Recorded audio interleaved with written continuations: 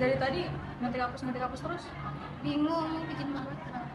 Ini aja nonton ini dulu, ntar baru nulis lagi, ketik lagi. Ntar aku kirim ke kamu ya.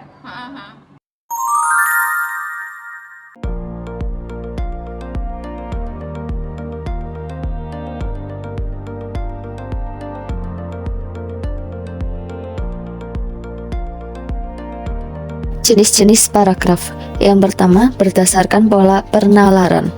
Berdasarkan pola penalaran itu, pengelompokan paragraf didasarkan pada penempatan gagasan utama. Berdasarkan letak gagasan utama itu, paragraf dapat dibedakan atas paragraf deduktif, paragraf induktif, paragraf deduktif-induktif, paragraf ineratif, dan paragraf menyebar. Yang pertama, paragraf deduktif. Paragraf deduktif adalah paragraf yang ide pokok atau gagasan utamanya terletak di awal paragraf dan diikuti oleh kalimat-kalimat penjelas untuk mendukung gagasan utama. Perhatikan contoh berikut. Dari contoh tersebut termasuk paragraf deduktif karena kalimat topiknya terdapat pada awal paragraf.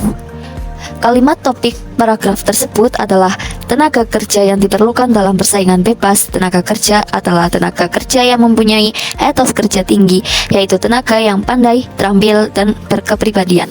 Kemudian kalimat topik tersebut dikembangkan dengan kalimat-kalimat penjelas, di mana kalimat-kalimat penjelas itu masing-masing menguraikan butir-butir yang diperlukan untuk mempertegas informasi dalam kalimat topik tentang etos kerja tinggi yang meliputi kepandaian, keterampilan, dan kepribadian tenaga kerja.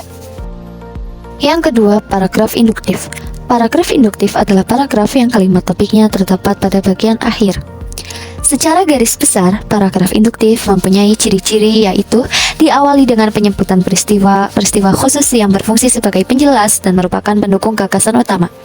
Kemudian, menarik kesimpulan berdasarkan peristiwa-peristiwa khusus tersebut. Perhatikan contoh berikut. Dari paragraf tersebut diawali dengan perincian yang berupa peristiwa-peristiwa khusus. Peristiwa khusus itu berupa salju yang turun, keadaan kota yang memutih karena salju, dan hawa dingin yang menyelimuti beberapa wilayah di Jepang. Semua peristiwa khusus itu kemudian disimpulkan bahwa itu keadaan Jepang saat musim dingin. Tulisan dengan pemaparan semacam itu dapat dikategorikan sebagai paragraf induktif. Yang ketiga, paragraf deduktif induktif atau paragraf campuran. Paragraf deduktif induktif adalah paragraf yang kalimat topiknya terdapat pada bagian awal dan akhir paragraf. Meskipun terdapat dua kali pemunculan kalimat topik, hal itu bukan berarti gagasan utamanya ada dua. Adanya dua kalimat topik itu hanya merupakan bentuk pengulangan gagasan utama untuk mempertegas informasi. Paragraf dengan pola ini dimulai dari pernyataan yang bersifat umum, diikuti dengan pernyataan-pernyataan yang bersifat khusus sebagai penjelas, dan diakhiri dengan pernyataan umum lagi yang merupakan pengulangan gagasan utama. Biasanya, gagasan utama pada akhir paragraf dikemas dengan kalimat topik yang agak berbeda dengan kemasan kalimat topik pertama. Perhatikan contoh berikut. Dari contoh tersebut, gagasan utama paragraf tersebut adalah kolesterol merupakan penyebab penyakit jantung koroner. Gagasan utama itu kemudian diikuti oleh tiga kalimat penjelas. Ketiga kalimat penjelas itu adalah: yang pertama, hampir 80% penderita jantung koroner di Eropa disebabkan kadar kolesterol dalam tubuh yang tinggi. Yang kedua, di Amerika hampir 90% penderita jantung koroner disebabkan penderita makan makanan yang berkadar kolesterol tinggi. Yang ketiga, di Asia sebagian besar penderita jantung koroner disebabkan oleh pola makan yang banyak mengandung kolesterol. Ketiganya merupakan penjelas atau penegas bahwa kolesterol menjadi penyebab utama penyakit jantung koroner. Yang keempat, paragraf ineratif. Paragraf ineratif adalah paragraf yang kalimat utamanya terletak di tengah-tengah paragraf. Paragraf ini diawali dengan kalimat-kalimat penjelas sebagai pengantar, kemudian diikuti gagasan utama dan ditambah lagi kalimat-kalimat penjelas untuk menguatkan atau mempertegas informasi. Perhatikan contoh berikut. Dari contoh tersebut, gagasan utamanya adalah Indonesia sedang ditimpa banyak musibah dan bencana. Dalam menyampaikan informasi, penulis memulai dengan menyampaikan hal-hal yang bersifat khusus. Penulis mengawali dengan menampilkan bermacam-macam peristiwa yang terjadi di berbagai daerah di Indonesia, kemudian menyimpulkannya dalam bentuk kalimat topik. Untuk menegaskan bahwa semua yang terjadi itu merupakan musibah yang menimpa masyarakat Indonesia. Penulis menambahkan informasi yang berupa akibat dari bencana tersebut. Yang kelima, yaitu paragraf ide pokok menyebar. Paragraf dengan pola semacam itu tidak memiliki kalimat utama. Pikiran utamanya menyebar pada seluruh paragraf atau tersirat pada kalimat-kalimatnya. Seperti contoh, matahari belum tinggi benar. Embun masih tampak berkilau. Warna bunga menjadi sangat indah diterpa sinar matahari. Tampak kupu-kupu dengan berbagai warna terbang dari bunga yang satu ke bunga yang lain. Angin pun semilir terasa menyejukkan hati. Gagasan utama paragraf tersebut tidak terdapat pada kalimat pertama, kedua, dan seterusnya. Untuk dapat memahami gagasan utama paragraf tersebut, pembaca harus menyimpulkan isi paragraf tersebut dengan memperhatikan setiap kalimat dalam paragraf tersebut. Kita dapat menyarikan isinya, yaitu gambaran suasana pada pagi hari yang cerah. Inti sari itulah yang menjadi gagasan utamanya. Selanjutnya ada berdasarkan gaya ekspresi atau pengungkapan. Suatu gagasan dapat diungkapkan dengan berbagai gaya tergantung pada tujuan komunikasinya. Tujuan komunikasi yang berbeda pasti menggunakan gaya pengungkapan yang berbeda pula. Ada pula jenis-jenisnya. Yang pertama ada paragraf naratif atau kisahan. Gaya pengungkapan bertujuan untuk menceritakan atau mengisahkan rangkaian kejadian atau peristiwa, baik peristiwa kenyataan maupun peristiwa rekaan, atau pengalaman hidup berdasarkan perkembangannya dari waktu ke waktu. Nah, ciri utama dari paragraf narasi adalah adanya peristiwa atau kejadian, tokoh, dan konflik. Nah, ketiga itu disebut dengan plot atau alur. Berdasarkan tujuannya dibagi menjadi tiga. Ada narasi ekspositoris, yaitu menyampaikan informasi tentang suatu peristiwa berdasarkan data yang sebenarnya. Yang kedua, narasi artistik, yaitu memberikan suatu maksud tertentu atau menyampaikan suatu amanat. Dan yang terakhir ada narasi sugestif, yaitu memberikan suatu maksud tertentu dan menyampaikan suatu amanat. Selanjutnya berdasarkan sifat informasinya. Ada narasi yang berupa fakta, seperti biografi, autobiografi, atau kisah pengalaman. Dan narasi yang berupa fiksi, seperti novel, cerpen, cerbung, dan cerita bergambar. Nah, ini ada contoh dari narasi fakta. Kenapa contoh ini merupakan narasi fakta? Penulis berusaha menceritakan tokoh menurut realistis atau fakta sebenarnya. Paragraf ini juga digolongkan ke dalam paragraf narasi ekspositoris. Lalu ada paragraf deskripsi, berisi gambaran mengenai suatu objek atau suatu keadaan sejelas-jelasnya dengan melibatkan kesan indera. Paragraf ini bertujuan untuk memberikan kesan atau impresi kepada pembaca terhadap objek, gagasan, tempat, peristiwa, dan semacamnya. Ada pula pola pengembangannya.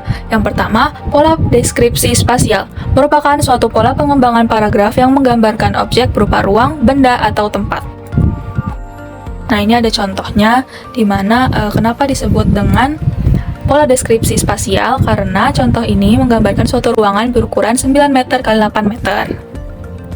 Selanjutnya, yang kedua ada pola deskripsi sudut pandang, merupakan suatu pola sudut pandang yang didasarkan atas posisi penulis dalam menggambarkan suatu objek. Pola pengembangan sudut pandang dibagi menjadi dua, yaitu sudut pandang subjektif dan sudut pandang objektif.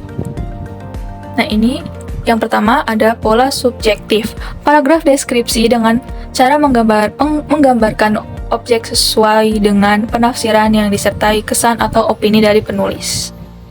Ini ada contohnya kenapa disebut dengan pola subjektif, karena di dalam contoh ini ada kalimat yang menggambarkan opini si penulis. Selanjutnya, pola objektif. Paragraf deskripsi dengan cara menggambarkan objek secara apa adanya tanpa disertai opini si penulis. Contohnya, ini contohnya berbeda dari yang sebelumnya. Kalau yang ini tidak ada opini si penulisnya, jadi hanya menuliskan apa adanya saja, apa yang dia lihat, seperti itu. Lalu ada pola pengembangan deskripsi pengamatan atau observasi. Adalah suatu pola paragraf yang dikembangkan dengan melakukan pengamatan terhadap objek yang akan dideskripsikan. Nah, ini ada contohnya juga, di mana contoh ini tuh menggambarkan awan mendung itu dianggap mempertanda akan turun hujan. Nah, pola pengembangan yang keempat ada pola deskripsi fokus, suatu pola paragraf yang dikembangkan dengan menonjolkan suatu bagian objek yang dideskripsikan. Paragraf deskripsi Fokus ini dapat digunakan untuk menjelaskan peristiwa, objek, benda, atau manusia.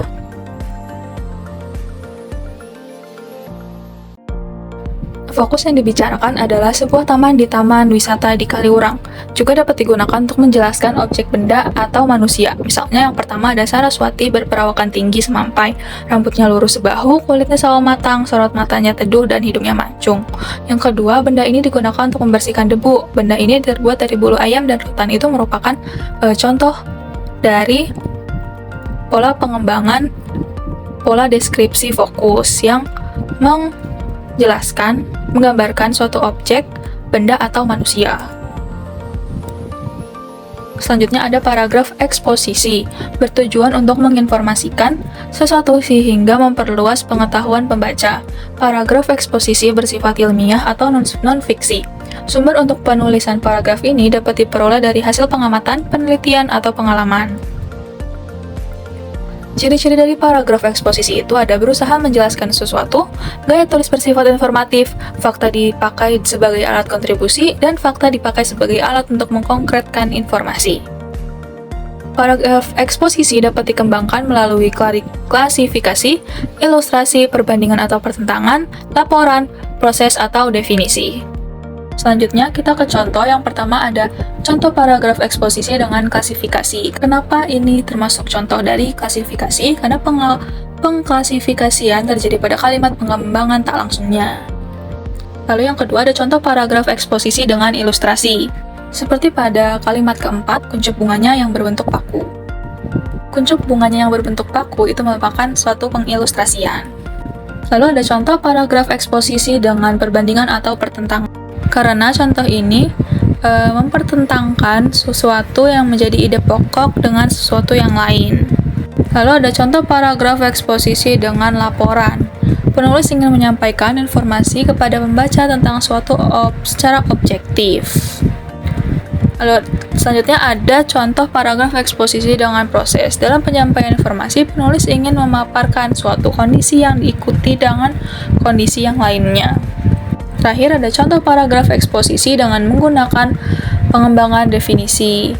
Gagasan utama dijelaskan dengan kalimat pengembangan yang berupa definisi. Gagasan utama diberi pengertian dan diuraikan bagian-bagian atau unsur-unsurnya. Paragraf persuasi adalah paragraf yang berisi ajakan. Paragraf persuasi bertujuan untuk membujuk pembaca agar mau melakukan sesuatu sesuai dengan keinginan penulisnya. Pada contoh tersebut, membujuk pembaca agar menyadari pentingnya menjaga kebersihan dan kelestarian lingkungan, khususnya terkait pencemaran Sungai Ciliwung. Paragraf argumentasi atau paragraf bahasan adalah suatu corak paragraf yang bertujuan membuktikan pendapat penulis agar pembaca menerima pendapatnya. Pada contoh tersebut, penulis mengemukakan pendapat atau posisi tentang pentingnya memilih jalur pendidikan yang sesuai dengan bakat dan minat, serta memberikan alasan dan bukti untuk mendukung pendapat tersebut. Selanjutnya, kita akan membahas jenis paragraf berdasarkan urutannya.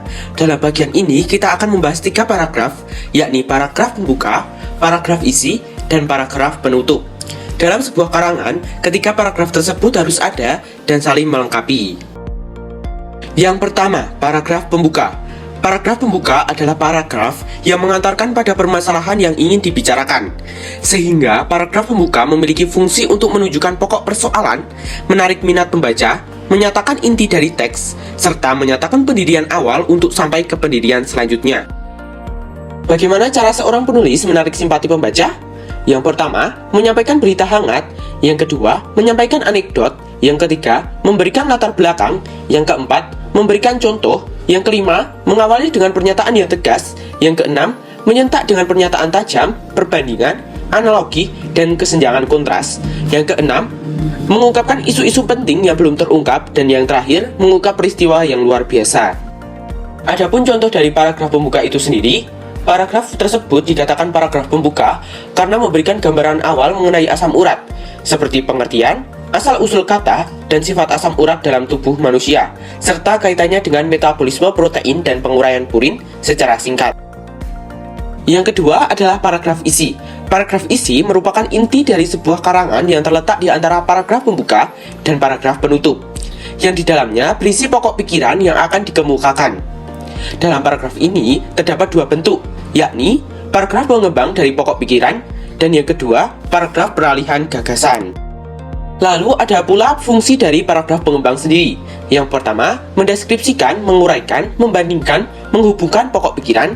Yang kedua, menolak atau mendukung konsep yang berupa alasan, fakta, argumentasi, atau rincian. Fungsi dari paragraf peralihan sendiri adalah yang pertama, menghubungkan paragraf yang terletak di antara dua paragraf utama. Yang kedua, memudahkan pembaca beralih ke gagasan lain. Adapun contoh dari paragraf isi, paragraf tersebut dikatakan paragraf isi karena memberikan informasi secara rinci tentang fungsi asam urat dalam tubuh, proses terbentuknya asam urat dari purin, sumber purin, serta cara tubuh mengeluarkan asam urat. Dalam paragraf tersebut juga menjelaskan apa yang terjadi jika kadar asam urat terlalu tinggi yang akan berakibat pada gangguan fungsi ginjal. Dan yang terakhir adalah paragraf penutup. Paragraf penutup merupakan simpulan dari pokok-pokok pikiran dalam paragraf isi. Fungsi dari paragraf penutup, yang pertama, menunjukkan bahwa karangan telah selesai.